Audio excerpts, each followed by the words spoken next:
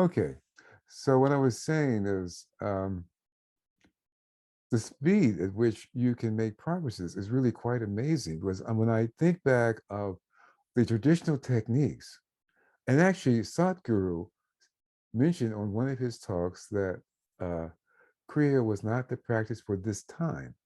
Not that, Mm, it said it is effective, but the time that's required to do it. If you have 6 hours a day to do it, you may have progress. But the other techniques that we're getting today, that the spiritual hierarchy are releasing, are faster. One of them is this rainbow bridge technique, mm, using the soul star. It mm, just brings in so much more energy. Plus, mm, you're not trying to do it as a personality. In other words, mm. you're not limited by just your limited little brain to do this. You now Yes, have the cooperation of the soul and the soul star, and the work is done exponentially faster yes, from just one little streak of light as you sound the Om mentally to a soul star radiating 5 inches in diameter moving through you, infusing you with light all up and down the central channel. Having that central channel open just allows so much more radiation to come in. yeah. It's just And when I, quite amazing. it definitely is, and the inner experience of it is, like I said before, to me it felt like several lifetimes were compressed in just a couple of years while I was I'm still practicing, but when I was practicing these techniques, it literally felt like a complete compression and a hyper fast way of living through life events, mostly internally, so that they don't affect what's happening on the outside so much. So it's a very powerful, very spectacular, I find, technique.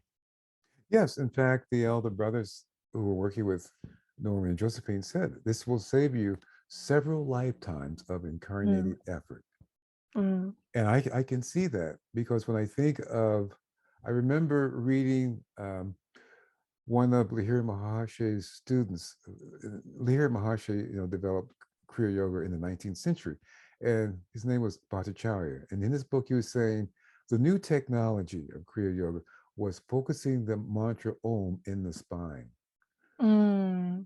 And he was right about that. It concentrated it. But now we have the soul star, and we have the cooperation of the soul working with the personality jointly. And Mm, it just brings in such a level of solar fire. And remember what mm, I said earlier, DK's formula for enlightenment is mm, blending the light of the soul with mm, the fire of the solar fire with the fire of the body, which we call mm, fire by friction. When those mm, two blend together, and when they reach a certain central gravity, they create this magnetic vortex that brings in the third fire, the fire of spirit, the electric fire, and that brings about liberation. And so mm. we see how essential it is to blend solar fire into the body using Yes. the fire by friction. That's literally how you achieve enlightenment. And so when you invoke that light, and every time you say the soul mantra, you can feel a downpour. Every line brings a Yes. downpour. Absolutely. Yes. Yes. And I feel that every day, every time I do it, I can literally can feel the energy coming in. Yeah. Me too. Mhm. Yeah. Absolutely. Welcome, everyone. Today, I have the great honor and joy to be talking with Dr. Ronald Tiggle. Dr. Tiggle is a wanderer in two worlds, the world of science and the world of metaphysics. And Dr. Tiggle, your academic training includes a PhD in social psychology from UCLA, a master's in psychology from California State University, and a bachelor's degree in chemistry. And then you have conducted academic research on numerous topics, such as international peacekeeping, which I find very interesting. It is an area where I would like to develop in also, um, as well as on marital satisfaction, health psychology, and many more. And then your metaphysical training and interests include astrology, meditation, Raja, and Kriya Yoga. And there's so much more to say about you. But one of the main reasons I'm talking with Dr. Tiggle today is because we both practice a specific form of meditation called the Rainbow Bridge techniques.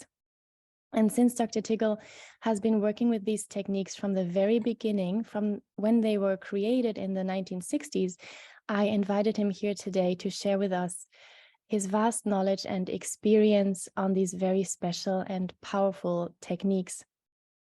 There's so much more to say about you, Dr. Tiggle, but I'm going to stop here and give it over to you in case I missed anything. So please do tell us, who are you? And if we want to dive into the Rainbow Bridge techniques right away, that's perfect. Well, no, we can. Okay, but basically, I think you covered with the introduction. I'm a retired social psychologist, and I'm also an astrologer now too. So, but I've been a student of metaphysics for really since my early 20s. Um, and when I was a graduate student, I was in California, and the Rainbow Bridge Prototype Group was located in actually San Diego. And a friend of mine gave me this book, and I pondered on. I said, I was thinking to myself at that time. I was doing another spiritual practice. I was meditating, doing a technique called. Well, it's basically a technique that focusing in the head on the mantra Om. So that's a very common practice that a lot of teachers teach, and there's a very good reason why that's a very important practice to do. I'll just share a little quote from the Tibetan master. This is really a key point here. The Tibetan master says that the area of the brain which is found around the pineal gland is that connected with the intuition, and it is these cells which must be roused into activity before there can be any real intuitive perception, which when aroused will manifest soul control, spiritual illumination, true intuitive perception, and psychological understanding of one's fellow man. And a development of the true esoteric sense, which is the objective before you at this time. So that's a very important statement. And so, a very important statement. And so, so one of the things that we're going to introduce at the end of phase one is that basic meditation where you focus really in the center of the head and meditate on the sacred word, which is Om, which is the mantra of the soul. And that will then begin to sensitize those atoms in the area of the pineal gland. So you say it silently, or you? Yes, silently, silently. And actually what I do, and I'm doing this practice now, I ran into this practice really right at the beginning of my spiritual practice before I encountered the Rainbow Bridge. And I noticed that my intuition did improve significantly during the time. And then for reasons I won't go into now, I stopped it and was focused on something else, but I'm back to doing it now. So you're coming back full circle. Yeah, particularly after I read that quote and Right. Glamour, the book, one of his books, very important technique. And so we're going to be introducing that at the end of phase one for the Rainbow Bridge group, because it's one of the key things that the Tibetan emphasizes is meditation. Right. Because it is through the process of meditation that you build in these energies. But in preparation for that, we need to do some purification work. Right. And we need to build the bridge to the soul. There is a gap between in the mental body, we have, of course, the concrete mind, the conscious mind. and then we have what we call the higher mind. Mm-hmm. And there's a gap between our conscious mind and our spiritual mind. And we have to bridge that gap. And that's why we call this the rainbow bridge. Mm. And we call it the rainbow bridge because for people who can see it clairvoyantly, it looks like it's full of rainbow fire. Of course, I know you know that, but the listeners may find that interesting. And so Absolutely. on the screen, which I know some people are listening to this, so they don't see it, so we'll describe it. We have two figures. And the first figure is what people look like before they start to do the Rainbow Bridge purification techniques. Yes. And what that looks like is their aura looks like a storm cloud, and it's full of kind of muddy colors that are churning. There's loose debris and impurities. And these are really what we call thought forms and low grade energy. Now, psychologically, we would call these emotional complexes, Mm. fears, and phobias, that sort of thing. But to a clairvoyant, it just looks like low grade uh, energies that have sort of dull uh, colors that are not very vibrant. And people who are clairvoyant have the ability to see these auras and impurities um, as surrounding dark clouds in forms of low grade energy. And some of the impurities are shifting and churning. And as I said, they look like a storm cloud. I So, like that expression because I do like, you know, it also correlates to the mental and emotional agitation we sometimes feel because of mhm. these thought forms. So I love the expression storm cloud. Yes, and the dark energies also appear to be loosely connected, and they're forming a cage-like structure Yes, that seems to have the person trapped in a network of their own distorted negative thoughts and feelings. And exactly. Yes. yeah, so some of this low-grade energy is dense and actually attached to the physical body itself, affecting and some of them actually inside the body, affecting the function of the internal organs. And Mm. so there is, so they really affect one's health and vitality. They affect the flow of prana and chi, Yes. and they can make you sick. And we'll talk, and the Tibetan master talks about this a little later. I'll show you some information about that. Dr. Now, Tiggle, I'm sorry. Could you tell us one or two things about the Tibetan master, just that we know who we are talking okay, about? yes, Dwal Ku is known as the Tibetan master, and basically when we refer to someone as a Tibetan as a master, that means that they are an initiate of the fifth degree. Now, Jesus, when he was alive on planet Earth, he was a third degree initiate. He took the fourth degree initiation at the time of his death, the crucifixion. Mm-hmm. So to give you some idea, uh, Mm-hmm. fifth degree initiate is said a master because he has now become a master of the five elements. Mm-hmm. And his consciousness is beyond the soul. I see. At the fourth initiation, see, at the third initiation, the personality is become fully controlled by the soul. Mm-hmm. And that's a definition of the third degree initiate. The fourth degree initiate, that's the time when the soul becomes so full of light it can no longer contain it, and then Oh, it is absorbed into the monad. And I so see. so normally between the aspect that we call spirit, which is the monad or the spark of the one life, there is a mediating influence between us and that force called the spirit.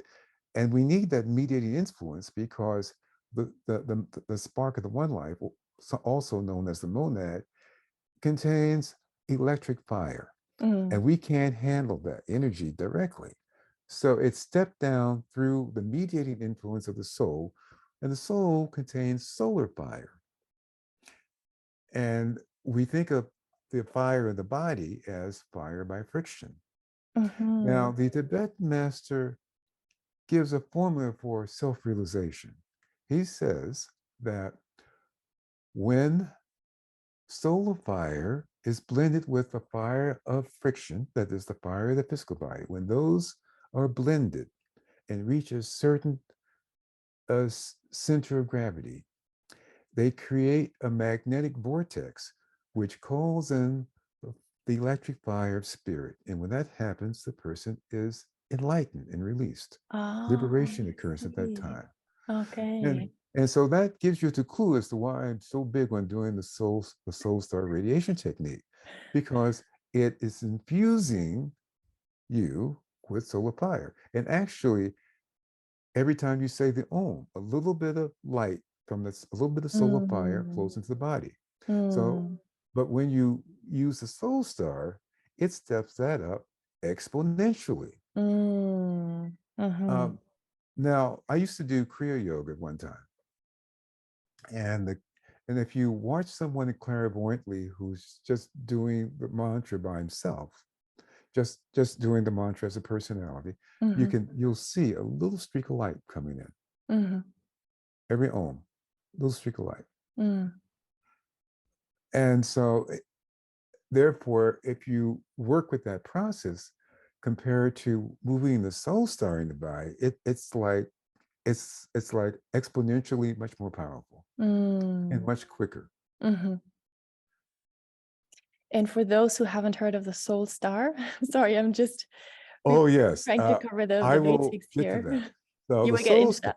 the soul Wonderful. star briefly is a tool of the soul that it uses to transform and purify the vehicles. But I actually have a slide on that coming up. What is the Perfect. soul star and what can it do? Okay. Okay, so we'll get to that. So I sort of took a little sidebar here. Um, Thank you. so uh, figure two, uh, let's, we have figure two here. We see now, and before one starts a technique, the soul star is there, but it's like a dim light Mhm, of the head. But then once you learn, we have a process technique where we use what is known as the soul invocation. And Norman and Josephine, who were the developers of Rainbow Bridge technique, they had very gifted levels of clairvoyant vision, yes. and they were also telepathic. Um, so they could actually see these energies as people would do the mantras. They could see what effect it was having on them. And that's Mhm, how they were able to verify these techniques. And mhm. one of the things that I like, now Norman went to MIT, and so he was an engineer. Hmm, I didn't And know so, that. and so he took an engineering approach to this, and they kept records on their students for 10 years. And I really appreciate that as a scientist myself. That me too. That Because makes a lot of sense because these techniques are so systematic and so empirically, tested. And yeah, yeah, yeah, they were. And they had some help from the other side, the elders, but right. Norman and Josephine referred to them as the elder brothers. And so this was, they approved after doing testing this for 12 years, they got Hmm, approval to release it. hmm, hmm. And I feel very blessed to have come across this. Yeah, So let me us too. continue. When we come to figure two, and by the way, these two paintings are actually paintings of an actual student that Norman and Hmm. Josephine had. Uh, and what is shown here in slide two, it took her about 2 years, 9 months to reach that stage. That's And quite that's fast, actually. quite fast, Yeah. yes. Um, Now, the elder brothers had said that this technique will save you several lifetimes of Hmm. incarnated effort. Yes. And I could see that because now when I was doing Kriya Yoga, I was doing this technique too. And when I would go back to visit my Kriya guru, he said, well, I noticed that you seem to have made more progress than you can normally make doing Kriya. So Oh, he was aware that I was doing this technique. And he was able to see it because he could see auras too. right. That is so interesting. So yeah, so you have kind of confirmation from another source too. Yes, I Hmm. do. Yes, Hmm. yes, yes. And so phase two, now we see that in figure two, rather, after you've done the phase 2 clearing process, and in that process, we actually remove the patterns, and we see here the bright light of the soul star, and we see this central column. You can't see it in going through the physical body, but below the body, there's this bright channel, and Mm-hmm. above the body, there's a channel which you can't see, but extends, as the Tibetan says, it extends into infinity. Oh. Yeah, you see, our physical body is really the uh, the physical cosmic plane has 7 major planes, but each of the levels of the physical cosmic plane have 7 subplanes. And so Mm-hmm. in our physical body here, we're ensouling the physical and emotional and mental portion of the physical plane. But we have a vehicle of expression all the way up on all these higher planes. Mm-hmm. But the problem uh, is that it's unconscious and not fully developed. We Right. have a we have a DNA for it. Aha. Okay. That is so fascinating. We have the DNA for it. We Mm-hmm. you know, but we have to develop it, and we'll get Mm-hmm. to why that's the case. So this can be done in about 2 to 5 years. Mm-hmm. Um, that's all I'll say about that.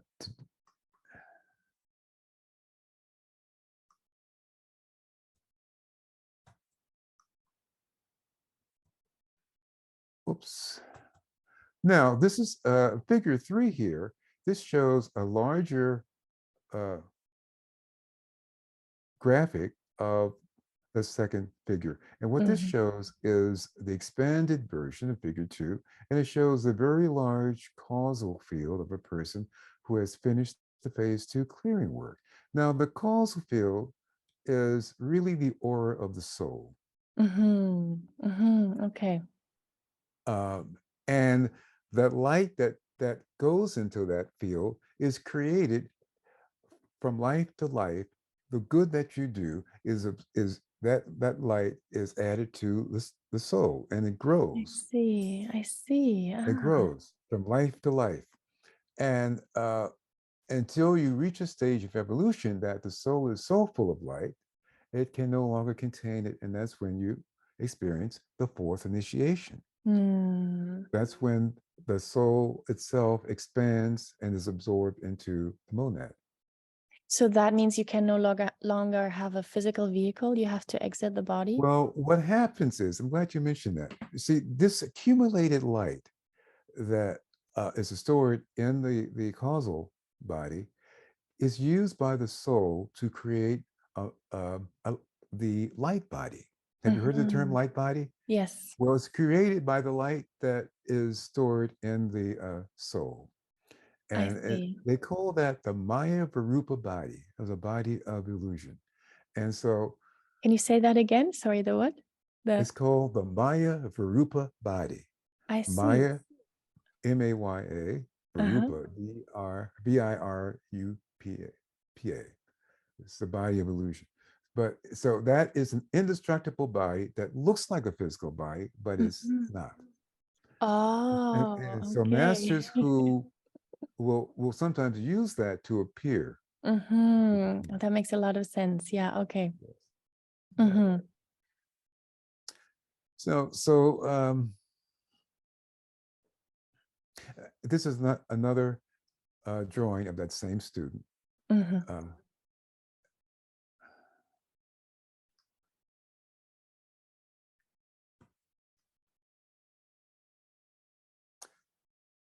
now, we talked about the aura being full of these emotional patterns and distortions.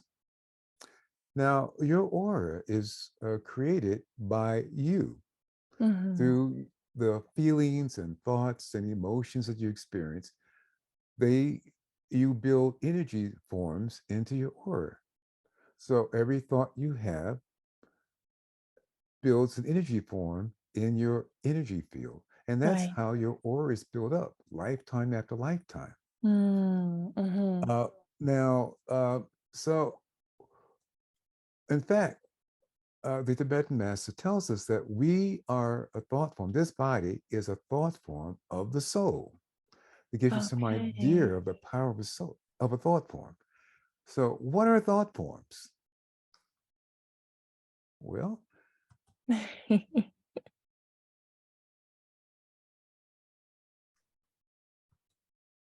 thought forms are living, radiating entities. Mm, And we are a thought form of the soul, and we are a living entity.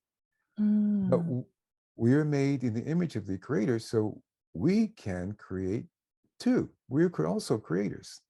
right. And every time we have a thought, we create something.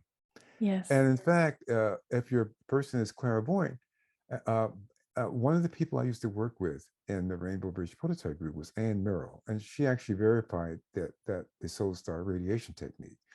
Uh, and when I would ask her a question, or if you talked to her, because she was telepathic, she could see the thought form of what you were thinking.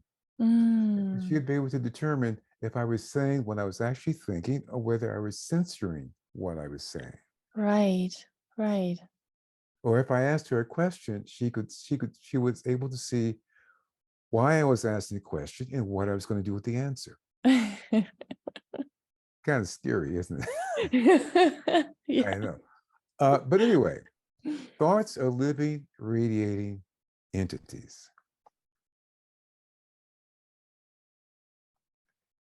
And there are three properties: the quality, the type, and the clarity. So the quality of the thought determines its color and form, and also the nature of the entity that will ensoul it. And so it can either be an entity of more of an angelic quality, and Mhm, we call those the Davic quality. mhm, Dav is a Sanskrit word that means angel. And so, mhm, and basically that means uh, these are life forms that are moving toward the light.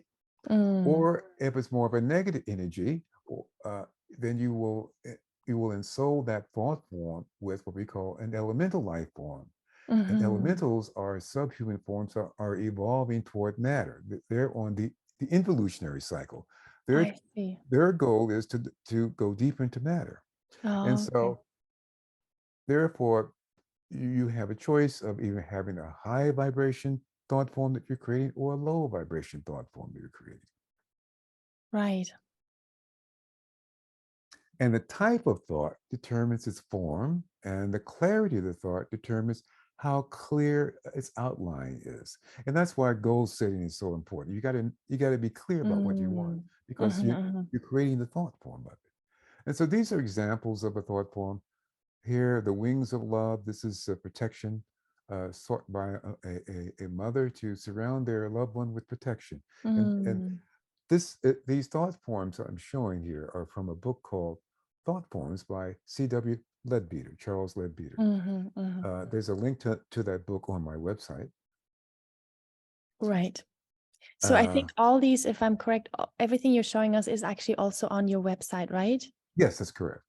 Because I remember before I knew you in person, and I was already practicing the rainbow bridge techniques. I was constantly going to your website and checking and reading and, rechecking what I'm sensing inside with, for example, you have a fantastic explanation of, depending on where the thought forms are located, the patterns, Yes. how they play out in your human experience. So that helped me a lot.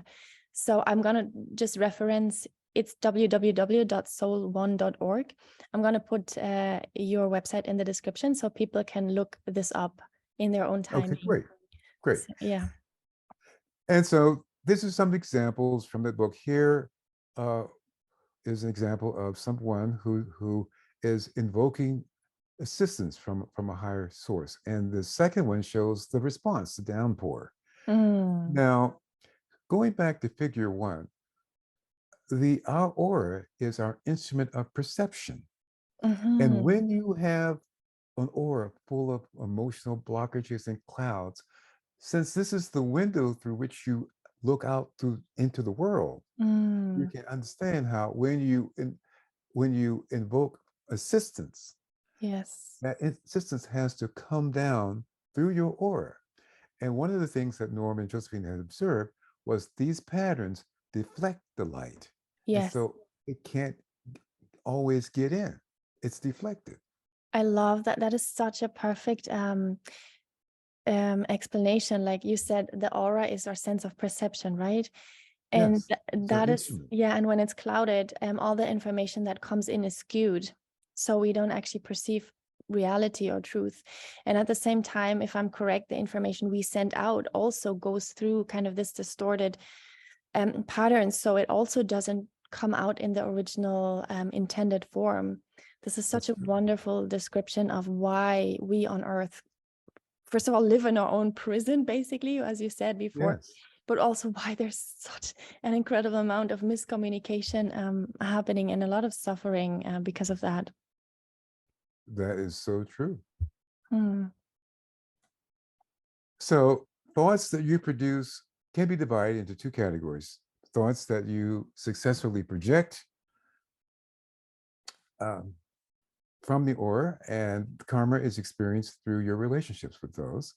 And Hmm. thoughts that remain in your aura, um, these are what we call the internal and external patterns. And Mm-hmm. most of these are incomplete creations that are not sent out. They're just sort of laying there. Okay. So your aura is built by the quality, high versus low vibration of your thoughts. And your aura is radiatory and magnetic. It Mm-hmm. attracts events and circumstances to you in harmony with its vibration. Mm-hmm. So you create your own destiny Mm. by that. So thought forms in your aura, which are in various stages of disintegration, can be eliminated by the Rainbow Bridge karma transmutation techniques. Yes. This is a very important point I just want to highlight for all our readers. This is basically one of the main things that the Rainbow Bridge techniques are about, to transmute your own karma. That's true. That's absolutely true. And in the Yoga Sutras of Patanjali, they talk about one of the importance in the yamas, the do's and the don'ts. Mm-hmm. One of the in the yamas is they state is internal and external purification. That's one of the things we have to do. Right. So disintegrating thought forms. Now there's a quote by the Tibetan master, and he states that much of the ineffectiveness of people is due to the fact that their interests are not centralized, but very diffuse, and no one thing engrosses their attention. They scatter their energy and are attempting to satisfy every wandering desire and to dabble in everything which comes their way. Therefore, no thought they think ever assumes proper form or is ever duly energized. They are consequently surrounded by a dense cloud of half-formed, disintegrating thought forms and clouds of partially energized matter in the process of dissolution.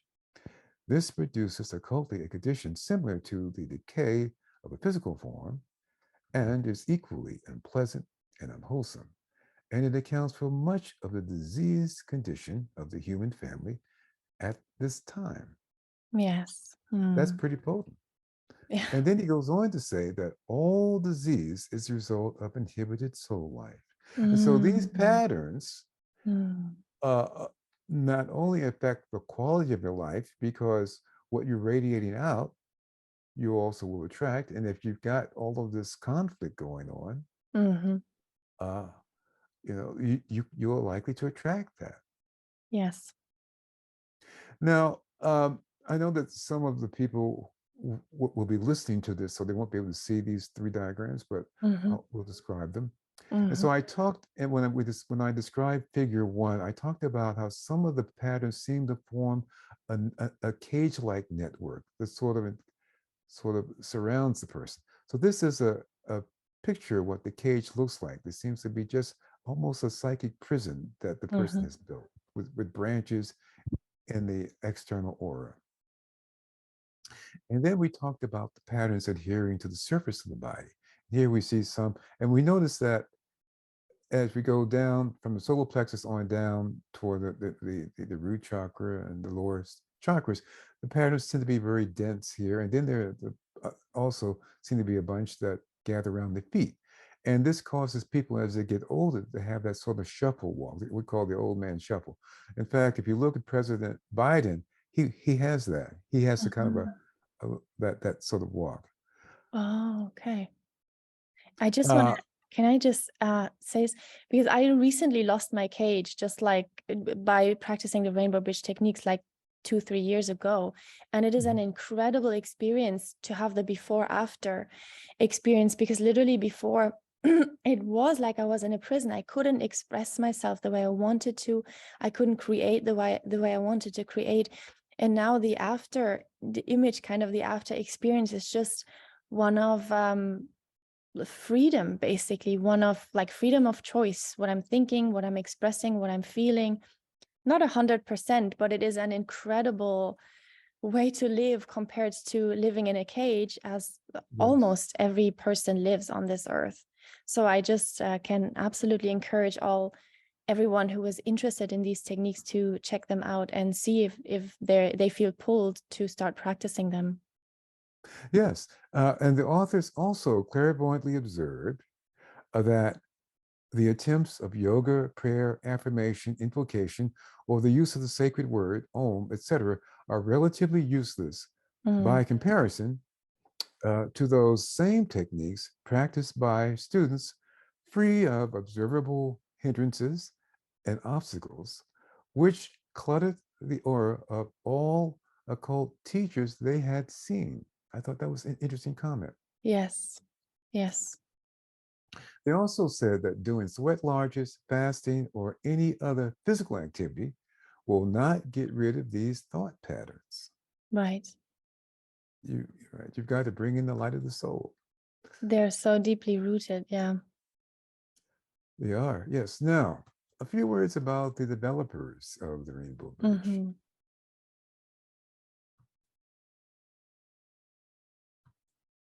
Norman and Josephine Stevens developed the Rainbow Bridge and Soul techniques. They were conscious disciples in the ashram of the Tibetan master Dwal Kul. They were co-workers with Alice A. Bailey and Foster Bailey from the early days of the Arcane School through the 1950s. They were part of the Arcane School was part of the Lucis Trust that published all of the Alice Bailey books. Mm-hmm. And Norman was a director of the Lucis Trust for 7 years. And they based all of their teachings on the Tibetan master's books. And as did I when I extended it with the SoulStar technique. Mm-hmm. And they empirically tested the techniques for over 10 years. Yes. So And this was Josephine, really an experimental setup. It's very interesting how they developed these yes, techniques, like in a lab, kind of. I'm saying this because you and I are both scientists or have a background in that's right. science. So that's why I really appreciate these techniques. I do too, for the same reason. I felt that this Yeah. was something I could stand behind. Yes. Yes. Now, so Josephine Stevens had remarkable clairvoyant and telepathic abilities. She was able to see changes in the aura and inner vehicles on a daily basis and on many sublevels from the etheric all the way up to the monadic level. And Wow. it was this ability that enabled Josephine and Norman to empirically verify the effects of the Rainbow Bridge techniques by Mm. observing and recording the changes it made in the Mm. energy fields of their students for more than 10 years. Um, and actually, one of the elder brothers of the hierarchy had mentioned that at the time, there were only about 25 people on the planet with her level of vision. Wow. So she's very, very exceptional. Mm. Uh, Now, this slide is basically reminding us that we have many lifetimes we incarnate, but the soul, it's the same soul from life to life, but from life to life, we will occasionally change gender, we'll change race, but the same soul, the soul is the incarnating entity.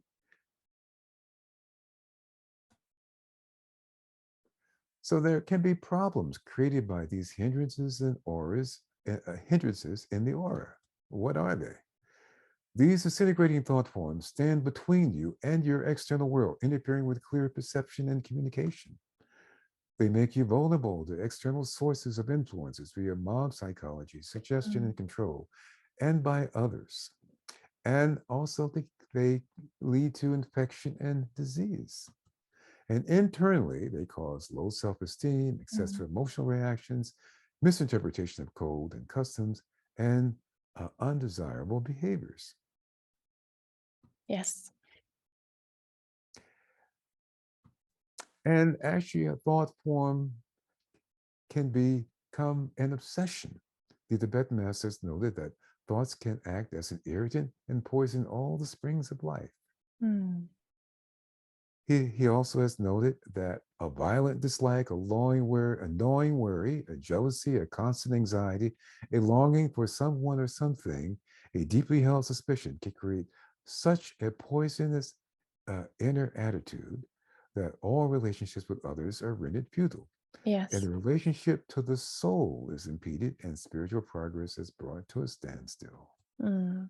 So he is held back by his nagging self-created thoughts, which have a life so powerful that they can poison him.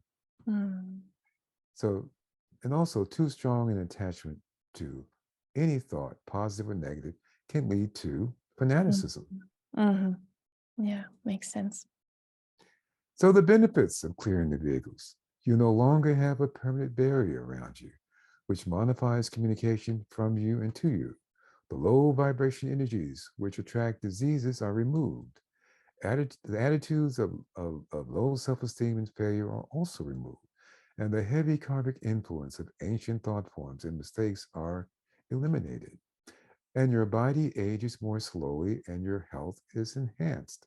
Now, one thing that Norman had and Josephine had mentioned, that women who do these techniques before they reach the age of menopause, they do not experience the symptoms of menopause. Oh, nice. That's Yeah. something to look forward to. Yes. And you'll also have an increased capacity to invoke and retain the light of the soul. You develop greater soul awareness.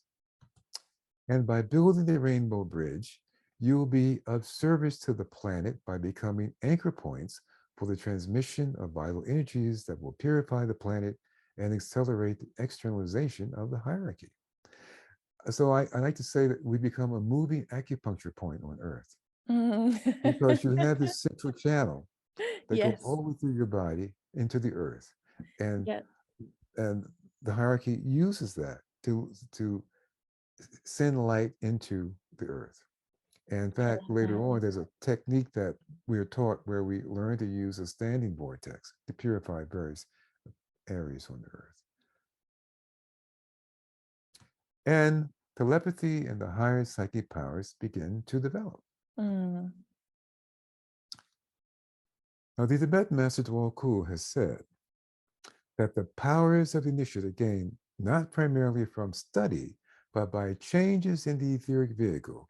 These changes enable you to know that which is hidden. They Mm. put you in possession of a mechanism of revelation and make you aware of certain magnetic powers within yourself. And sorry, etheric vehicle, they mean the physical vehicle, right? I beg your pardon? By etheric vehicle, he's talking That's the about physical vehicle. the physical Yes, vehicle, the just to be physical clear. vehicle. Yes. Right. Yes. Now, the etheric and the physical are kind of almost joined together. Right. The etheric vehicle is the energy body that energizes the physical vehicle. So I they're see. kind of intermeshed. Okay. That's true. Now, the soul star and rainbow bridge techniques make changes in your etheric physical vehicle and emotional and mental bodies to accelerate this process. Now, in the Yoga Sutras, now the Tibetan master pointed out in his writings that he said he was a graduate of the Patanjali Yoga School, Ah, and okay. so he Alice A. Bailey, um, the Yoga Sutras that Alice A. Bailey published, the Tibetan master translated those sutras from the Sanskrit himself. Mm-hmm. And Alice Bailey wrote the commentaries, but he checked the commentaries to make sure they were correct. I see. All right. So that's a very good. So his Yoga Sutras are very very good one to read. You know you're getting it correctly. Now, in part 4 of the Yoga Sutras, Patanjali states the following: when through the removal of the hindrances and the purification of all the sheaths, the totality of knowledge becomes available, naught further remains for the man to do. That's pretty much. So the work that we're doing with the Rainbow Bridge is in preparation for this final liberation. Right.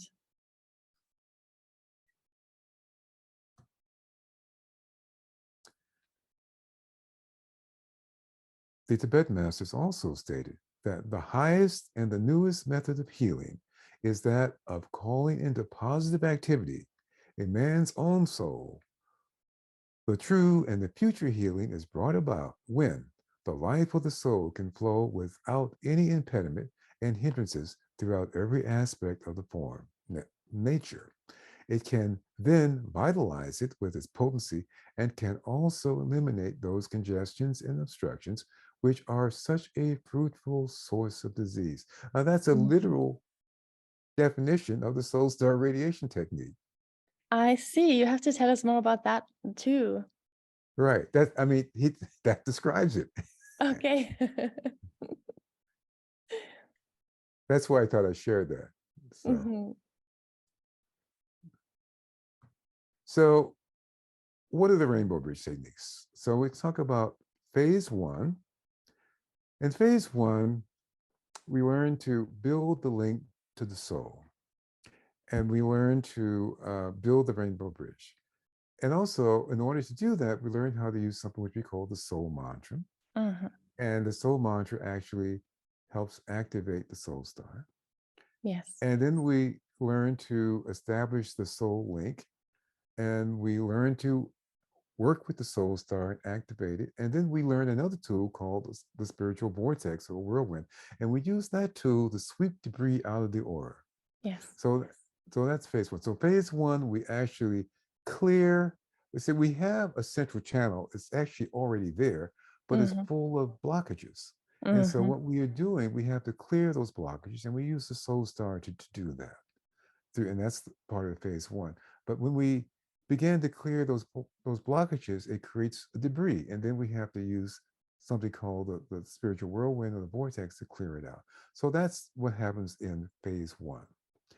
And once we have built a central channel all the way down to the Earth star, 6 inches below the feet, and it is 1 inch in diameter, then we're ready to begin the clearing process, phase 2.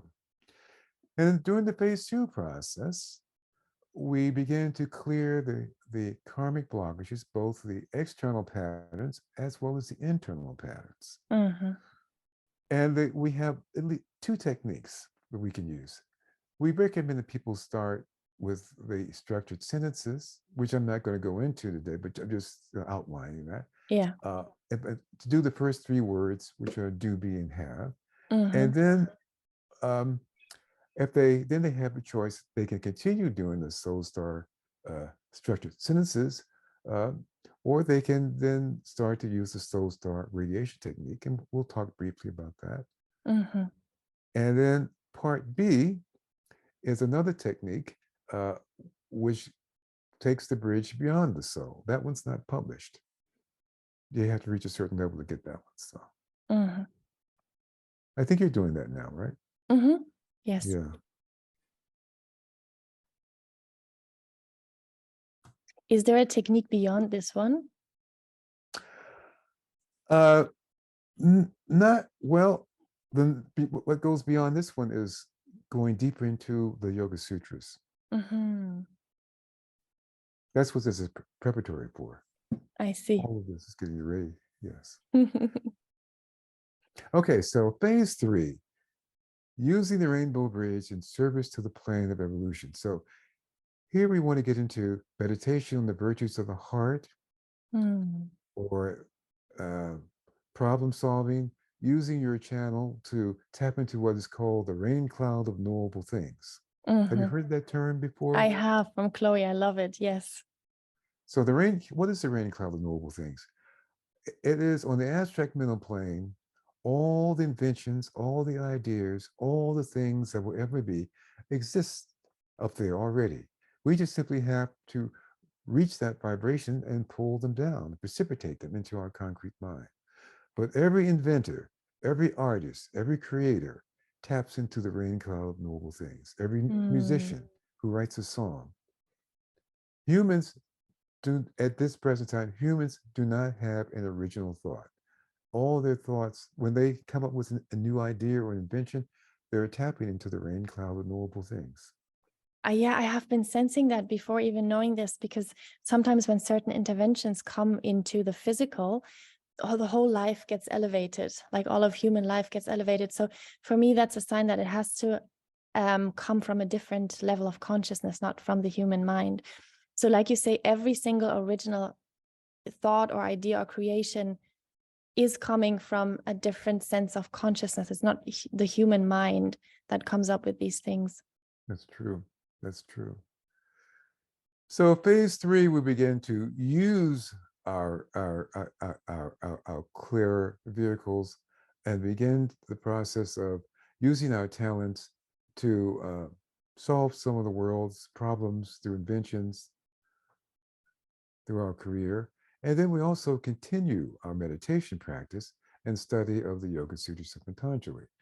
And on my website, there's, if you click a link, I think there's a book book by Lucille Cederkranz called The Nature of the Soul, which is a free download.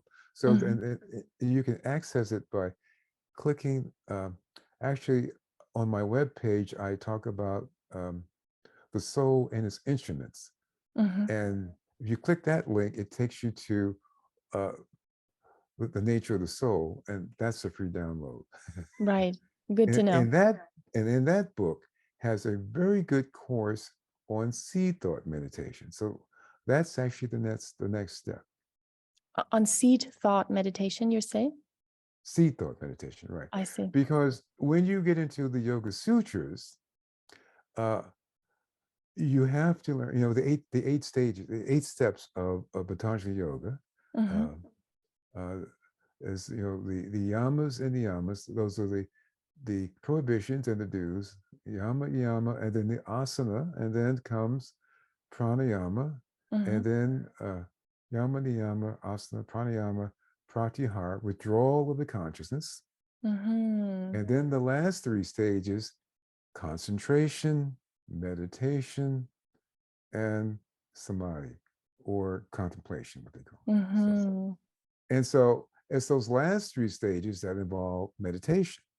And so, but first you have to learn concentrations. That's where the seed thought meditation comes in. So first you have to learn concentration. And what is meditation? It's sustain the concentration. And what is contemplation? It's when the subject of the meditation and the object of the meditation become one. And that's discussed in Sutra 17, the book 1 of the Yoga Sutras. And that's what we have to master at some point. So that's the next forward. step. Yes, moving forward. So no, looking forward, I'm saying. Looking forward. So, but in the meantime, as you have cleared the vehicle, then as you begin your meditative process, you're going to be able to get clear perceptions. And as you raise the vibration of that center in the area of the pineal gland, you activate your intuition more. You develop the head center, the ajna, the crown, and the medulla, that triangle. It's very important. I never heard about that triangle. Interesting. I've never heard about that triangle. Oh, you didn't? Oh, right. Yes. Like with the medulla? No, that is new to me. Yes, the medulla oblongata. There are 3 head centers. Now, DK actually mentions that in his book on, in fact, in Letters on Occult Meditation, he gives a very introductory meditations out in that book. And that's actually a very unique document because those are actually letters he wrote to his students. Mm-hmm. So that's worth reading. And so here we are in phase 3. And now this is another diagram that shows really the outline of the process, a little more detail.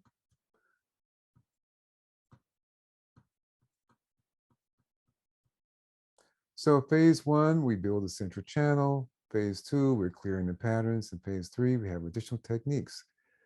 And so here with phase 1, we work with the soul star, the soul mantra, and we clear the channel through a technique known as triangulation, where we move the soul star systematically through the central channel to do the clearing process. And then we learn to sweep debris out of our aura using something called the spiritual vortex or the whirlwind. Mm-hmm. And then we, as part of phase 1, we widen the channel. And once the channel is 1 inch in diameter, we are able to start phase 2 clearing process.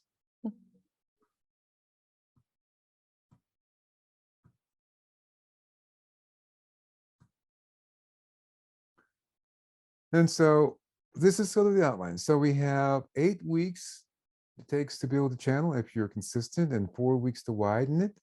And then the clearing process begins.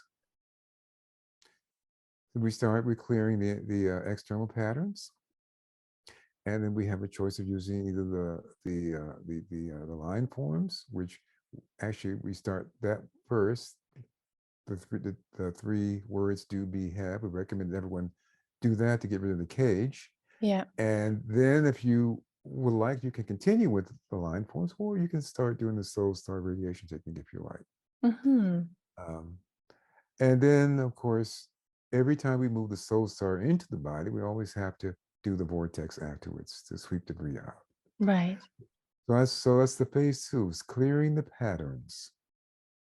And then phase 3, we learn additional techniques where we bring in some meditative practices, like meditation on the virtues of the heart, then daily alignment, and the arm and leg channels. I don't know if you've had those yet, but pranic triangles, Buddhic columns. That's on my website, the Buddhic columns. Yes, we've And practiced that with Chloe. Mm-hmm. Yeah, and the light purpose. There's meditation I do in my workshop. I give out on meditating on the light purpose. And then group meditation is very important, because Mm-hmm. when you meditate as a group, you can bring in more, you can handle more powerful Yeah. energies. And that's really the goal of the Aquarian age, is group meditation. Mm. And then, of course, the Raja Yoga of Patanjali. And Dr. Tiggle, do you still teach these techniques? Yes, You do. I do. Good. Mm-hmm. Yeah, Good I to do. know. I do. Yes. Yes. And yeah, and I'll send you a few slides on the arm and leg channels, Mm-hmm. and the pranic triangles. Thank you. The pranic triangle, and actually, you can read about the pranic triangle in Esoteric Healing. Mm-hmm. I don't know the page number, but there's some books out on Esoteric Healing, and they talk about the various triangles that you can use. Mm-hmm. So that's an overview. Let's see. I have a couple other slides. That kind of, now we talk about the bridge. Mm-hmm. So here we have the personality. Okay, the lower self. We have our conscious mind, our emotional body, our physical body, and then we have this bridge of light. As I mentioned, there's a gap between the lower self and the higher self, and then we have the soul with the higher mind, and the universal love and the spiritual world, and we have to bridge this gap. So there's a break here, and now figure B shows it. Now this is this circle, which has 7 subdivisions, is the middle body, the middle plane. This describes the middle plane with us. Now we have 7 divisions, and the lower 3 divisions is where our concrete mind is located. Mm-hmm. This is our conscious mind, is here. on the fourth subplane is where what we call the middle unit, and this is really a part of our conscious mind. We think about it. It's known as middle unit. But there's a gap here between our conscious mind and our higher mind. Now the soul resides on the top these three subplanes here, 1, 2, and 3. And so we have to send a line of light from here. It's actually built right on the subplane. It goes up to the soul level, and then it continues all the way up to the first subplane, where we contact the lowest point of the spiritual triad. And that's what this triangle shows here. Right. Now, so the soul is in these three levels. Now, in order to become a fifth degree initiate, you have to be fully conscious in the spiritual triad. So our everyday consciousness is down here. A fifth degree initiate's consciousness is up here. A third degree initiate's consciousness is here in these. We can't, unfortunately, I'm not sure if you're using your mouse, but I cannot see the pointer. I'm not sure if you can't see it? No. Okay, so we can still follow. Like I can follow, so I think people watching can follow. But just, yeah. Okay, so the third degree initiate is focused in the first, second, and third subplane. Okay. So the fourth subplane, this is the gap. And we have to build this bridge of light from across this, from here on up to the soul. And so this bridge, this is the bridge here that we're building. So this is the bridge. It starts here and goes all the way up to the mental permanent atom. Yes. Where it links into the spiritual triad. And so if you're a third degree initiate, your consciousness is here. If you're a fifth degree initiate, it's up here. And the soul is here. So you have surpassed the soul. So you've entered the kingdom of the gods here. You mean me personally? Oops. No. I said, when you reach the I was thinking that sounds really good. I'm not sure I'm there yet. When you're focused in the spiritual triad, right. That's where a fifth degree initiate is focused. That sounds good, yeah. In the kingdom of gods, because you have now the soul is here. Okay. In these first, second, and third subplanes. I love, honestly, like I cannot comprehend with my mind what you're talking about. I can see the diagram, but I don't know actually what it means to be that. But what it evokes in me is just so much joy and anticipation of what's in store for all of us. It just keeps getting better and better and better, diving deeper into the mystery that we actually are, like just going deeper and deeper within. So this is what happens inside me when I see this. This is a more simplified diagram here. Figure A, the personality, and then the bridge to the soul. And that's this portion here. This is showing just this part here. Yes.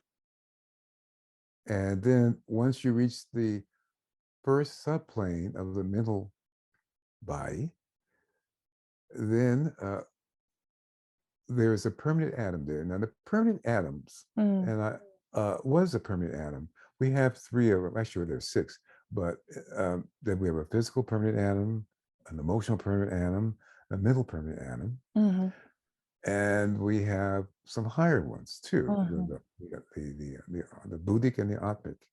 Now, what do? They from the beginning of your evolutionary process, and let's say, what is the beginning? You're a spiritual being. So the spark of the one life descends from the highest level all the way down, deep into matter, all the way down to the mineral kingdom. So we start right at the bottom We start all the way down in the mineral kingdom, and then we began our evolutionary process. Now, we are a spiritual being. We came from a very high place, but we only have the DNA for that. We are totally unconscious. And something happens when spirit and matter meet. A third force is created called consciousness and awareness. And so that's why we have spirit, the monad, and then we have the physical body, and the mediating influence that was created when spirit and matter meet was the soul, the mediating influence. And that's the conscious aspect of our being. So interesting. And you know what I find so great about these techniques, at least in my experience, is that they don't only help us to ascend, but also to descend, like to bring spirit down into matter, to bring the soul and consciousness down into matter, and kind of illuminate and raise consciousness here on the physical plane. So it's not just about escaping and ascending. That's true. It's about anchoring in the light. That's exactly true. During the Piscean age, it was all about escape. Oh, okay. In the Aquarian age, it's about bringing heaven to earth. Yeah. Our goal, and I tell people, you have an unbreakable lease with the hunk of earth, you and soul. And this lease requirement is that you must make earth a sacred planet. And so the hunk of earth, you and soul, you have to so spiritualize it that the soul itself can express it through your physical body. You have to I love that. That sounds like home. You know, that's just, yep, that's where I'm going. That's where we're going. That sounds and actually, Earth itself will eventually become a sacred planet. Right now, it's not a sacred planet. Which should be obvious to what's going on right now, but we're not a sacred working planet. on it. And you see now, humanity as a whole forms the mental body for planet Earth. I don't know if you were aware of that or not. So forms the what? The humanity as a whole forms the mental body for planet Earth. So we are the mental body for this planet. Oh, okay. And as you know, as above, so below. But because we're full of all of these emotional distortions and patterns, the Tibetan Master has also mentioned that the earth itself is surrounded by this vast cloud created by us as a humanity through our selfish thoughts over the ages. And it says, you made this up, you made this mess, you will have to clean it up. So he says, we are going to be responsible for clearing this. Right. So what is the soul? We've been using that word. The soul is the link between the spirit and the personality of the Lord self. The soul is the source within each of us of consciousness and self-awareness.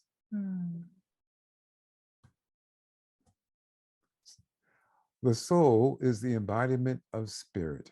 And as such, is the Son of the Father. It is the Christ principle. The soul represents the principle of intelligence in man, giving rise to the power to discriminate, to analyze, and to decide. It is relatively immortal, incarnating from life to life. We saw a diagram describing that. And the term, why do I say it's relatively immortal? Because at some point at the fourth initiation, the soul itself becomes so full of light that it breaks up and is absorbed. I see.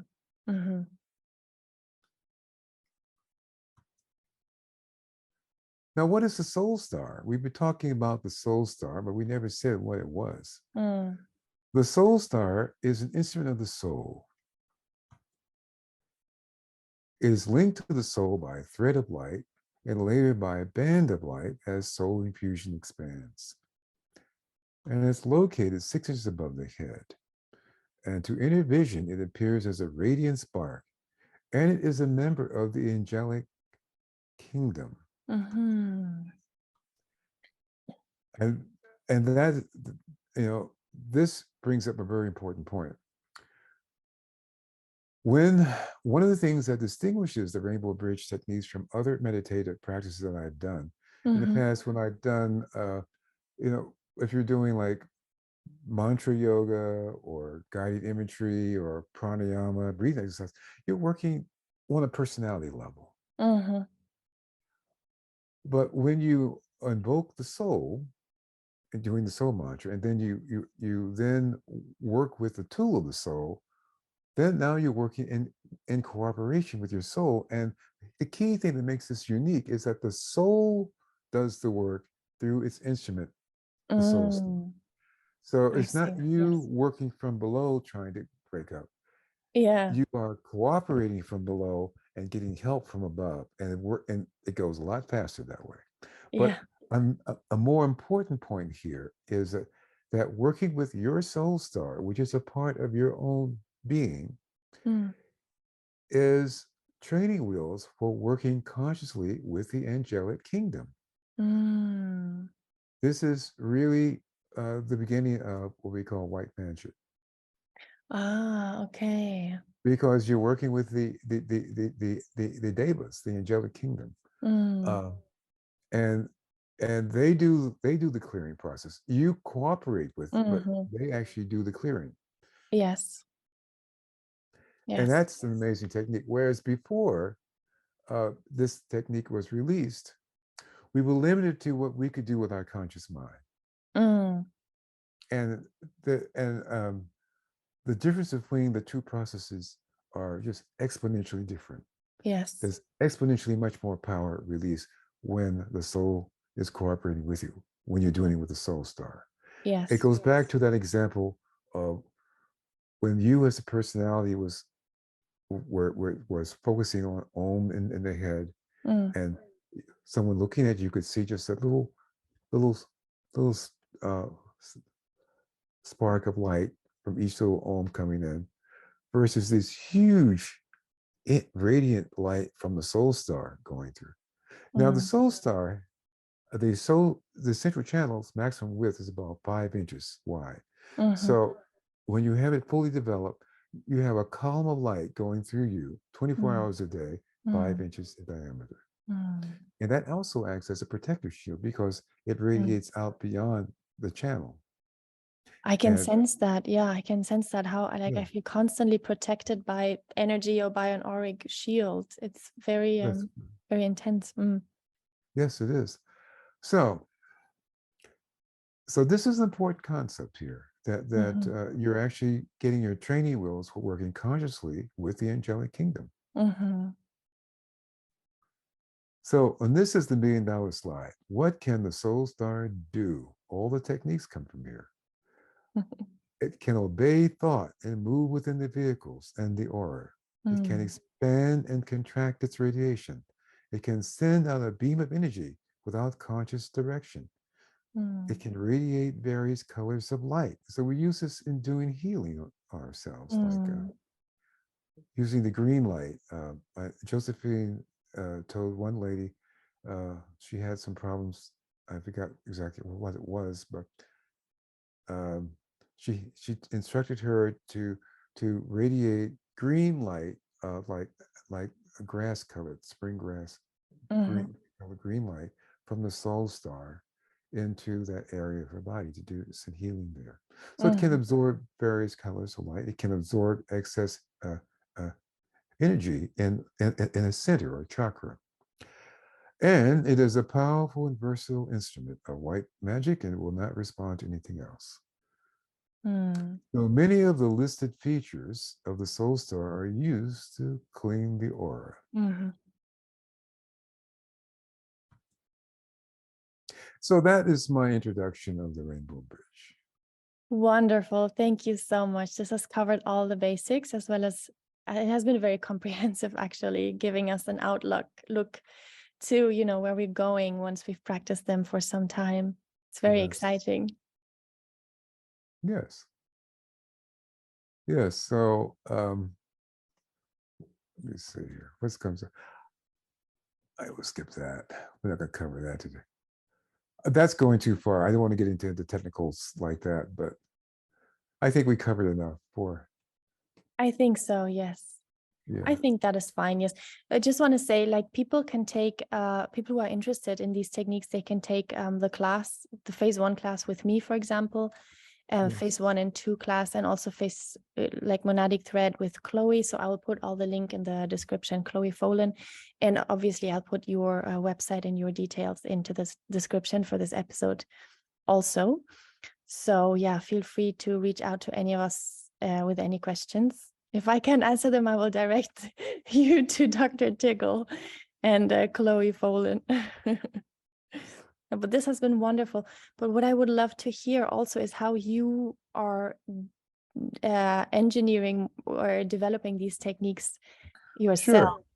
Sure. Yes. Now, when I worked with there was Anne Merrill, who was been in the prototype group for many years, Mm-hmm. and she had remarkable ability. And so, one of the things I realized, and actually Norman had observed this to himself, I realized that when we began to do the SoulStar clearing work, we actually cleared the central channel Mm-hmm.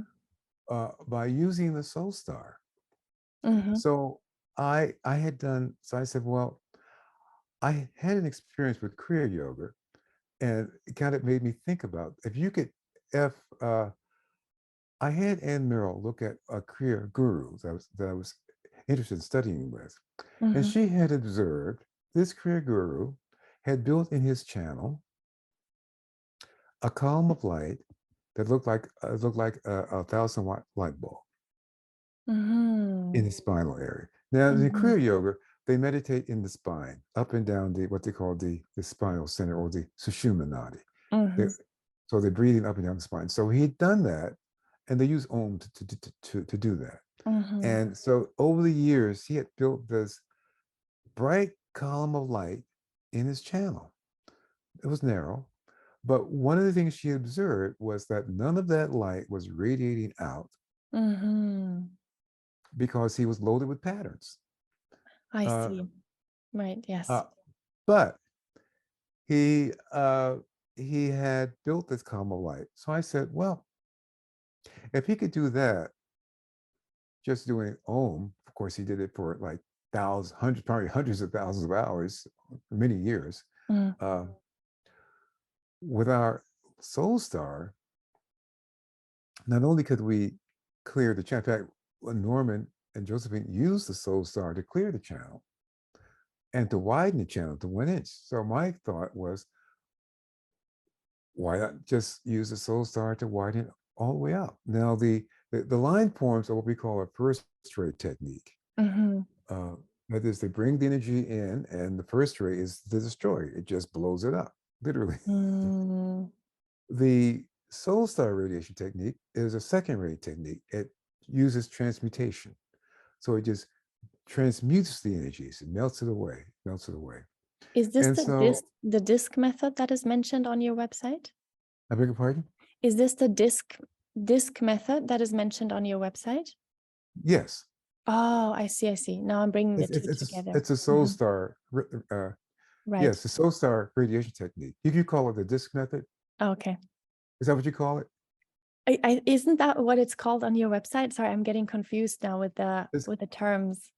it's called the SoulStar radiation technique. No, right. I think it is. Yeah, I don't know why I had somewhere in my head. It's called the disc method. I read it Oh, somewhere. I don't remember. oh, you're perhaps so. Okay. Wonderful. Okay. Yes. Yeah. So, and so basically, what happens is one of the on my slide where I talk about what the SoulStar can do. One of the things I mentioned that it radiates energy out. Mm-hmm. It radiates energy out, and so we use that technique to widen the central channel. Mm-hmm. So I said, well, why not continue to radiate that out to clear the external patterns? Mm-hmm. And so we actually did a test for 3 years. Ann Merrill would monitor the students, and they would only use the SoulStar radiation technique to see if they could clear the internal and external patterns. Mm-hmm. And what we noticed that, and actually I have a write-up on my website where I talk about that, but basically we noticed that they were indeed able to clear their internal and external patterns using the SoulStar radiation technique. Mm-hmm. Mm-hmm. That is so interesting. And I remember reading this on your website, and upon completion of phase 1, I started using this method just because it started using it by itself in a way. It just started developing by itself within me after reading your website. And so I've been doing it for a couple of months. And then I moved into the word form clearing technique. But interestingly, when I met Chloe again, and she was assessing my internal and external patterns, I had cleared a substantial amount of my internal patterns, which is interesting because when we do the line form clearing, we actually target the external patterns first. So yeah, just to confirm. And that's what we observed. We had observed that it does seem to clear the internal patterns first. Yeah. And then the external. And that's because of the fact that we're using light, and light obeys the laws of physics and Newton's inverse square law. And so the further out the light goes, the less its intensity. The closer in it is, the more intense it is. And I use that technique when we do when we are doing one of the, like for instance, if you know you've cleared the external patterns, and if you want to focus more on the internals, then you can radiate the light just out to about 3 feet to focus on the internal patterns. Right. But you always want to radiate at least 3 all the way out, so that you keep that golden protective shield out at the boundaries of your aura. Right. So I want to do at least 3 of those. Right. Wonderful. Just a little so modification. Exciting. Yes. Yeah. This is so exciting.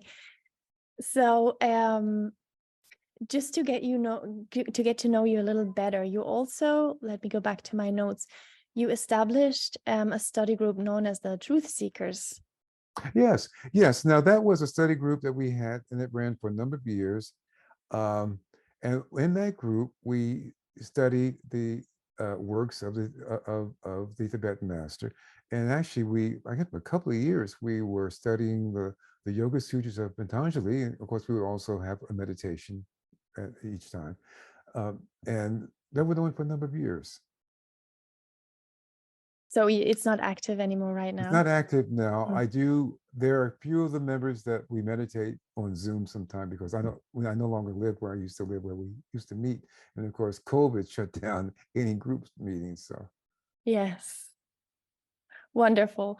So just to recap, you have been practicing the Rainbow Bridge techniques and advanced techniques since the 1960s, since meeting. Actually, no, I came to the group when I was a graduate student in 1981. 1981. Well, that's long enough. That's long, yes. It's a long time. The group, the prototype group itself was started in the 1960s. But I was still in high school in the 1960s. So. But I was a graduate student at that time, so. That's wonderful. Yes. I'll tell you a little story about this. Yes. And may I ask you, Dr. Tiggle, may I ask you to unshare your screen so we can see you full size again? Yes. Thank you. Yes, perfect. So, when this friend of mine gave me this book in 1981, I put it on my desk and I said, there's so much stuff going around. Should I do this? Excuse me. And so I decided at the time I was doing, I played around with the I Ching. So I decided to get my little 3 pennies out and do a hexagram to see if I should do this technique. And my jaw dropped when I read it, because I got hexagram 50. I'll just share this with you. It was kind of amazing description. Okay, it says, it's okay. The Ting is I got hexagram 50, and it's called a sacrificial vessel. And it says here, the holy sage cooks in performing sacrificial ceremonies to the Supreme Lord of Heaven. He cooks more lavishly to nourish the holy and the virtuous. By their peaceful employment, eyesight and hearing are sharpened. the yielding enters and ascends to the fifth place. The fifth place is the soul. It literally described the technique. And of course, we Oh, use solar fire. That's what we use to right. purify ourselves. So it literally described the technique. And so, of course, I did it, but but it was amazing because it literally described the technique, talking about it rising Wow. to the fifth level. Well, that's the level of the soul. I had a similarly striking experience when I was hesitant about getting into these techniques. And just to share a little bit of my background, I'm a neuroscientist and a neurologist. Mhm. And so at that time, I was slowly transitioning out of having a materialistic perspective in the sense that matter produces consciousness, and switching kind of to a more like inclusive spiritual perspective. But I was still in transition state. And so my brother, who always pushed me into these new kind of techniques, handed me this book.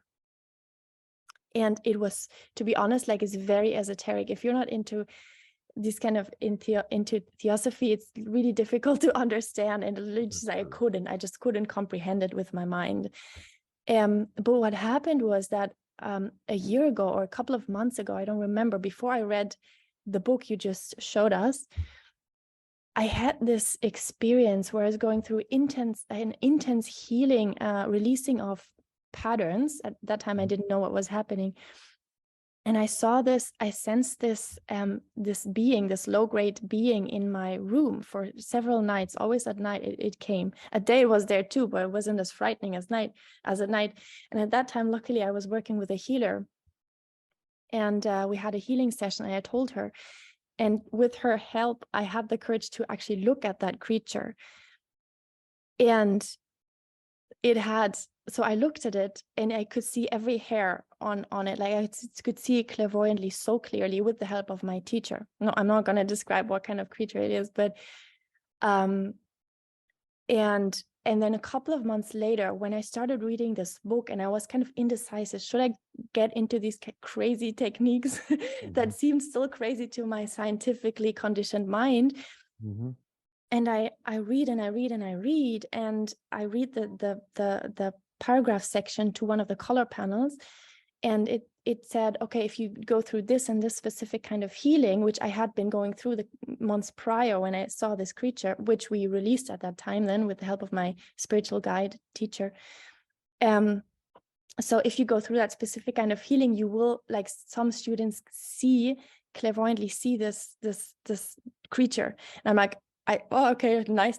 I go on reading, and then I open the book and I see the color panel, and that was the first time when I ever saw this creature that I saw clairvoyantly completely depicted one-to-one, that I saw months prior when I was going through this intense healing. Oh, It's interesting. it just, like, my whole world crumbled. It was something that my mind crumbled, because it was something that I could not explain with my conditioned mind. Right. It shook me to the core. Not just that I saw this creature, this exact creature, I didn't even know what I was seeing when I saw it clairvoyantly, but also because they exactly described the circumstances I was healing when this creature appeared, this low-grade kind of creature. Interesting. Mhm. So that's when, like, okay, I really don't need any more proof for these techniques, and I started to get into them very intensely. In fact, that was just shortly before I retreated for 2 years, practicing Rainbow Bridge, like, full on for every single day. Mhm. So yeah, it seems like these techniques are speaking to us in specific Yes, ways. very specific ways. Yeah, and I still do it. I think that I do, and of course I meditate too, also, because that's meditation is very important. Yes. And when you get into the Yoga Sutras, that's the key. Learning to get into those deeper states of meditation. So, but the Rainbow Bridge work prepares you for that, Yes. because you have to have a clear vehicle to perceive accurately. Yes. There's no way you're going to be able to meditate on a seed thought and accurately perceive what it actually is if you have an aura cluttered with all sorts of Yeah. emotional imbalances and distorted, twisted thinking.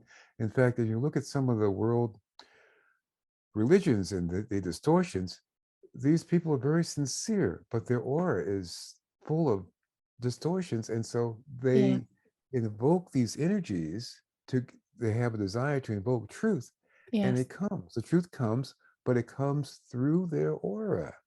And by the time it gets to them, it's so twisted Yeah. that Yes. it's not recognizable in some cases. Yeah. There's a wonderful explanation that oh my God, Ken Wilber says that depending on how, like, we have different lines that we develop on, but if we are not very developed in a kind of in Rainbow Bridge lingo, in our thought forms, what happens is that even when, like you say, when truth comes in, for example, you can have a Christian fanatic who actually perceives the light of Christ, Mhm. but it will be this mystical true experience will be interpreted by the conditioned mind through the dense thought forms, and what will come out can actually be even more harmful expression of that experience of truth, because it is skewed and interpreted by these lower grade thought forms, so that the Christian becomes even more fanatic and thinks, he really holds truth, and it becomes an exclusive truth. That's true. So We yeah. see this all the time in the world, all Yeah. the time. Yes. Wonderful. Well, it This sounds like you're Yes. very intuitive. So Sorry. sounds like you're very intuitive. So, Yeah, I am. I was intuitive. My intuition was very dampened by a lot of thought forms and a lot of very low self-esteem, low worth. I had massive shoulder complexes and chest complexes patterns, mhm. which is why I kept bouncing back to your page, reading upon these patterns, the location of the patterns, what they mean, and how they Mhm. impact me. But yeah, as I'm practicing these techniques and also other techniques, my intuition has greatly evolved. And also, as you said, that our auric field is our sense of perception. Now it makes sense that I feel things in my field, Oh, like things yes. that are outside of my body. How people, the emotional or mental state of people that are just surrounding me, or even Mhm. a bit further away. So, and definitely the Rainbow Bridge techniques had a massive positive effect on that. Yes. Oh, yes. And they certainly have for me also. And it's really quite an amazing technique, and it will save you lifetimes of incarnated effort. Yes, absolutely. For me, it has been a hell of a ride. Mhm. Like, it's not for the faint of heart, because you will be faced with everything you're carrying. So for me, That's sometimes true. I was, yeah, but because I was doing it so full force, full on, I was literally going through kind of hell, like internal hell. But the thing Mhm. about not to deter anyone, it's a hell that I know, that I knew because I had created it for myself. But the Right. thing is that it is most of these techniques, when we start, most of these patterns, low grade thought forms, are lived through and transmuted internally, so we don't have to live them out on the external plane. That's true. By the way, that reminds Yes. me, and that Yes. reminds me of something. There are two ways to purify. Um, Mm-hmm. Illness, cancer is a purification process. Mm-hmm. Mm-hmm. So you can do it that way, Mm-hmm. or you can just transmute it. You know. Yes. Now, sometimes the soul decides that for whatever reason it wants you to go through something, and Yes. it will not clear that pattern. It, there's some lesson that it wants you to learn by Yes. experiencing that, and Yes. you'll have to go through it. But Yes. a lot of these patterns we've long gotten the lesson, and they're still Mm. there, lowering our vibration, limiting our free will, and that can be cleaned out now. Yeah. Yes. I love that. That's what I think too. I think I would assess 90% of the baggage we're carrying, it doesn't need to be lived out on the external. And No, maybe it doesn't. 10%, yeah. That's just my personal assessment. Yeah. Yeah. Once you reach a certain stage, then your progress accelerates, and Mm, techniques are released to do that. So some of the mm. techniques that were given out in the 19th century, uh, we have now in the 21st century. We've got more advanced techniques, Mhm. and the Soul Star techniques are beginning what we call the Agni Yoga techniques. And so, Mm. you know, in the earlier period, um, we had Hatha Yoga was for the Lemurian race when when we were Mhm. first getting incarnated in the physical body, and then during the Atlantean period when people were developing the emotional body, Bhakti Yoga was the yoga of that period. Oh, And right. now we're in the period where humanity as a whole is focusing on developing the mental body, and so this is the Mhm. period for Raja Yoga. So we really should be Mm. focusing on Raja Yoga, and that's where the yoga of Patanjali comes in. Is the Raja Yoga, the yoga Mm. of the mind. Although I do feel like devotion bhakti yoga is a, devotion Devotion of the has its heart. role. DK also Yeah. says that devotion has its place, but Yes. humanity as a whole, and he also points out that 85% of humanity is still emotionally polarized. What does But that mean? what it means when you are emotionally polarized, it means that your consciousness is focused in your emotional body.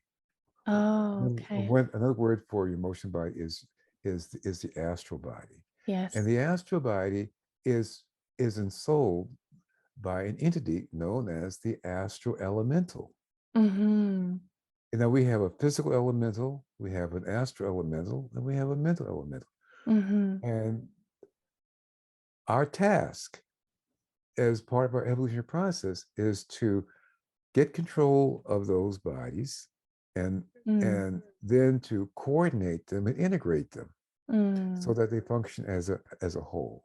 Mm-hmm. Now, if you are emotionally polarized, what does that mean? It means that to a significant degree, your consciousness is subjugated by the emotional elemental. And the Mm-hmm. emotional body is the desire body. Mm-hmm. So, how can you tell if you're, to some degree, being controlled by your desire body? We can recognize these people. If you have control, if you have problems controlling your temper, Mm. if you have uh, one of the qualities of the emotional body is desire. Mm. So the Tibetan master says that theft is one of the major problems of humanity. Mm. The desire to steal, theft is one of the problems because of the desire body. They can't control it. Mm-hmm.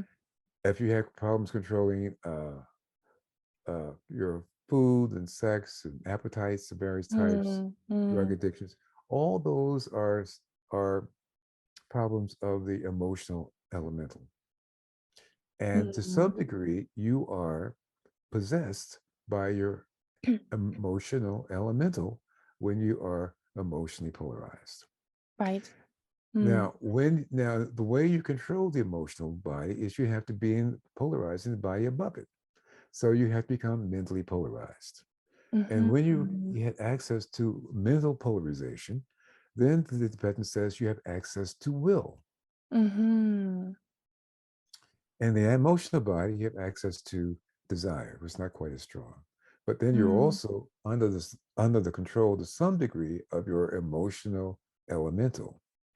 And Mm. because it is an elemental, it's on the involutionary path. It wants to vibrate lower and lower. So it likes it when you do things that Mm. cause your vibe. Okay, that makes so And much sense. so Yeah. when people say, I don't know why I did that, the devil made me do it. Well, it's the elemental. It's not really a devil, it's part of your body. It's just that one of the one of our tests is that we have to develop the power to control our inner vehicles. Mm. Uh, Most of us have control over the physical elemental at this point because we started with that in the Lemurian age, which was before the Atlantean age, eons ago. Mm. And most of us are getting pretty good control over our emotional body now, but we still have a lot of problems. A lot of people have problems with drugs. drug dependency. That's purely an astral elemental problem, as is anger control, as is food compulsions, sex compulsions, temper tantrums, all those.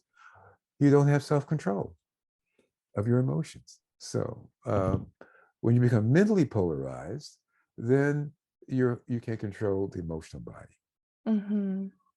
I see. But then the trick is, how do you control the mind? Yeah. I'm still working on that. But guess how you control that? You have to be polarized in the body above it. That means you have to have soul polarization to some degree, or a very high degree of soul infusion, at least. Yes.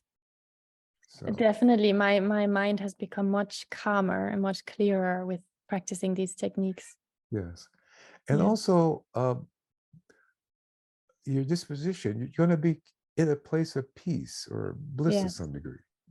Your depression won't be a problem for you because when you're meditating, you have stimulated the bliss center in the head. So you're kind of in a very nice space most of the time. Yeah. That's been my experience anyway. So yeah, it reminds me of something Sadhguru says, is that you have to have developed a quality of inner peace to go inside. that's true. Otherwise, there's just Yes. no. Yeah. And that's one of the requirements in the Yoga Sutras. Internal and external purification is one of the yamas. Yes. One of the things. Actually, inner contentment. That's what it refers to. Inner contentment. Equanimity, kind of, right? So equanimity. That's true. And then, of course, devotion to your ideal. Ishvara Pranadhani, devotion to Ishvara, or your whatever your ideal is, or your God concept is, with the soul. You have to have some ideal, something that inspires you. Yes. Yes. Wonderful.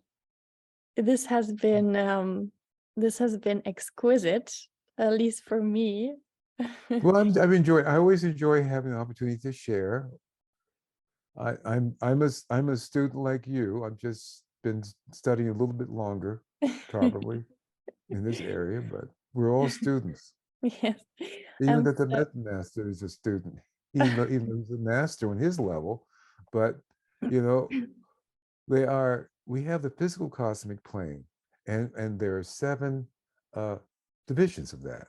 But then there are 6 cosmic planes above that. See, that is something my mind can't even comprehend. And so after we conquer the physical cosmic plane, that is, we go up beyond the monad. Always the best is yet to come. but there's another part of us that exists on that level too. We have a vehicle on every plane, which gives you some idea of how far we have descended. Right. But the good news is we're on the evolutionary path now. We're heading back. Right. We're heading home. We're just at the beginning of it. This reminds me of what some people experience when they remember coming into the physical, like being born, like how incredibly far they move away from the source of one love. Like it's so incredibly painful if they are conscious of that process, how deep we descend into matter. It's true. Yes. And how courageous we are to come here. Yes. Well, that's the only way we can grow.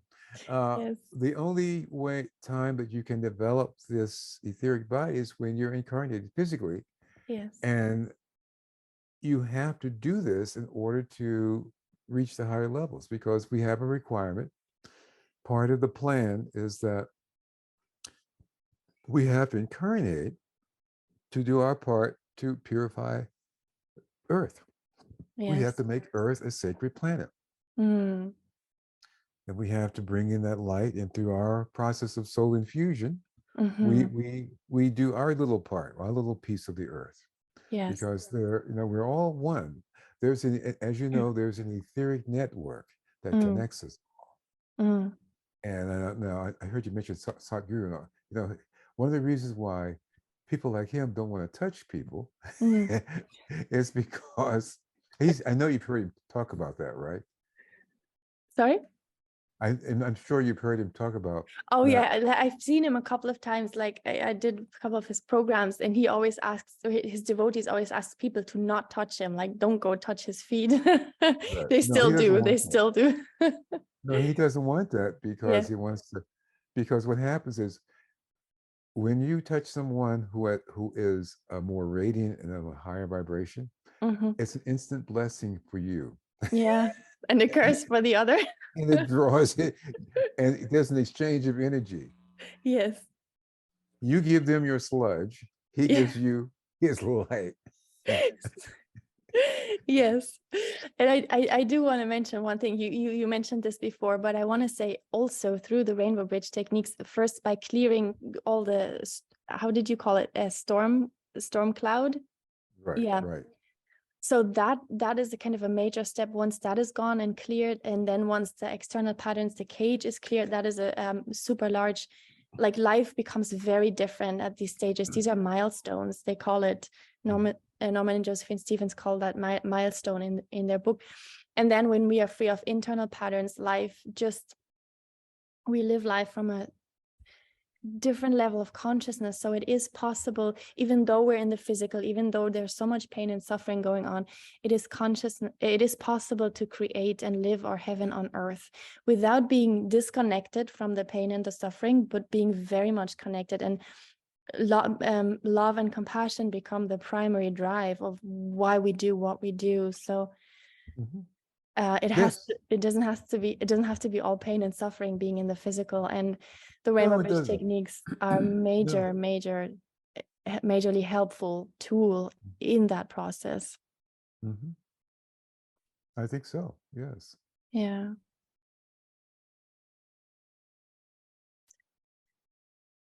Thank you so much, Dr. Tiggle. This has I'm been very happy to do this.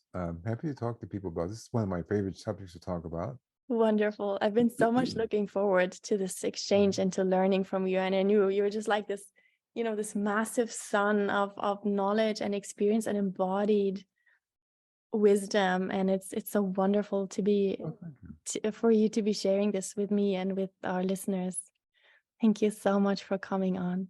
I'm very happy to have been here to share. It's my part of my dharma at this point. And would you mind sharing what is it that you offer at the current moment? How can people find you? What do you Okay, well, they offer? can send an email to rtiggle my name is Tiggle, rtiggle at gmail.com, or Soul1. I have an email address on my soul1.org website. SoulStarTech, I think it is. I will put all the links in the description. Right. And they can just ask you questions, or Sure. Yeah, I'm happy to answer questions. That's part of my job, Each one teach one. That's what they say. Right. And what kind of trainings do you offer? Well, basically, an introduction to the rainbow bridge technique is the primary thing that I do. And once we get started on that, then of course we could share a few techniques. I'm not a guru like Satguru like that. I'm just a student who's been doing this long enough to be able to share a few things. Wonderful. Yeah. Is there anything you would like to add or we missed in this conversation? No, I think we covered the big picture. Wonderful. Thank you so much. It's been a true Well, I was very blessing happy and to be joy here. for me. And I will see you soon in our group meditations. And if people have questions, I invite them to reach out to you. Okay, great. I'd be happy to respond. Thank you so much, Dr. Tiggle. Thank you for having me. Thank you.